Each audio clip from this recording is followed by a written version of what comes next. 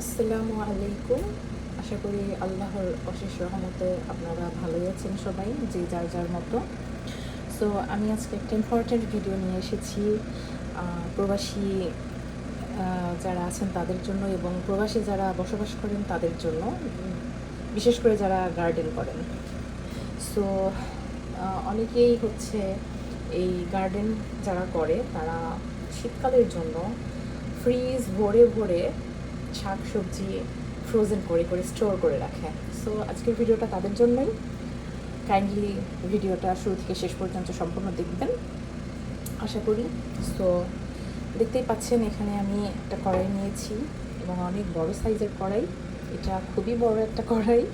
তো এই কড়াইতে আমি কড়াইটা সামান্য একটু গরম করে এখানে কিছু এই ব্রাশটা দিয়ে অয়েল ব্রাশ করে নিয়েছি। এই যে দেখতে পাচ্ছেন অয়েলটা একদম সুন্দর করে সামান্য একটু অয়েল সম্পূর্ণ কড়াইতে আমি ব্রাশ করে নিয়েছি।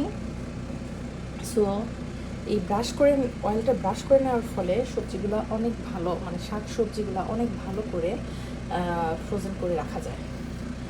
এই যে এখানে দেখতে পাচ্ছেন আমি এই শাকটা অলরেডি স্টিম করে নিয়েছি।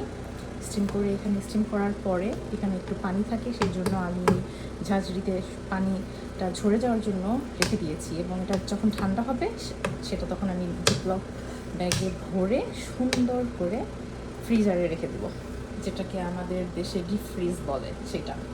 সো অবশ্যই এটা করার আগে আপনারা শাক সবজি যে যার পছন্দ অনুযায়ী সুন্দর করে কেটে নেবেন এবং তারপরে কাটার আগে অথবা কাটার পরে আপনারা সুন্দর করে এই শাক অথবা সবজিগুলা ওয়াশ করে নেবেন। সো আমি এখন এটা করব। এই যে এটা হচ্ছে লাউ শাক। আর লাউ শাকটা যে সুন্দর টেস্ট সেটা সবাই জানেন। সো এটা হচ্ছে লাউ শাকের যে ডাটাগুলো আলাদা করে রাখা হয়েছে আর শাকের পাতাগুলো আলাদা করা। সো আমরা এভাবে আলাদা করে স্টোর করব, এই জন্য আলাদা করে কেটে নেওয়া হয়েছে এবং আলাদা আলাদা করে ওয়াশ করে নেওয়া হয়েছে। সো এখন আমি সুন্দর করে এটাও আমি স্টিম করব। সো আপনারা অবশ্যই খেয়াল রাখবেন স্টিম করা যেন 5 মিনিটের বেশি না হয়, নো মোর দ্যান 5 মিনিটস।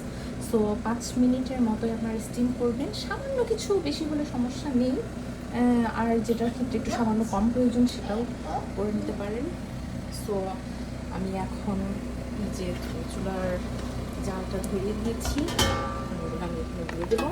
আর আমি এক হাতে ভিডিও করছি আর এক হাতে কুক করছি, এগুলো আসলে এক হাতে করা সম্ভব না। আমি ভিডিওটা আমি অফ করে দেবো। তো আর অবশ্যই এটা যখন আপনারা স্টিম করবেন যে কোনো কিছু সামান্য হালকা পরিমাণে একটু লবণের ছিটা দেবেন। তাতে করে কী হয়, তাতে করে এর মধ্যে যে এক্সট্রা পানি থাকে যেটা কিনা ফ্রোজেন করার সময় খুব, মানে ফ্রোজেন করার পরে যদি আপনারা বের করেন সেটার মধ্যে অতিরিক্ত পানির ভাব চলে আসবে। যদি আপনারা এই লবণের হালকা ছিটা না দেন তাহলে এই সমস্যাটা আপনাদের হবে। তো এখন আমি ঢাকনা দিয়ে ঢেকে দেবো। আমার ঢাকনাটা একটু দূরে রাখা আছে এবং ঢাকনা দিয়ে ঢেকে দেওয়ার পরে 1 মিনিট পর আমি একবার উল্টে পাল্টে, এই যে উল্টে পাল্টে দিব যাতে সম্পূর্ণটাই ভালোভাবে স্টিম হয়ে যায় এবং ম্যাক্সিমাম 5 মিনিটসের মতো এটা স্টিম করে আমি এই যে এরকম ঝাঁঝরিতে আমি সুন্দর করে ঢেলে দেবো যাতে সম্পূর্ণ পানিটা ঝরে যায়, এটা ঠান্ডা হয়ে যায় এবং ঠান্ডা হওয়ার পরে আমি এটাকে জিপলক ব্যাগে করে ডিপ ফ্রিজে রেখে দেবো ফর লং টাইম। ওকে, আমি এখন ভিডিওটা এখানে শেষ করে দিচ্ছি। আল্লাহ হাফিজ।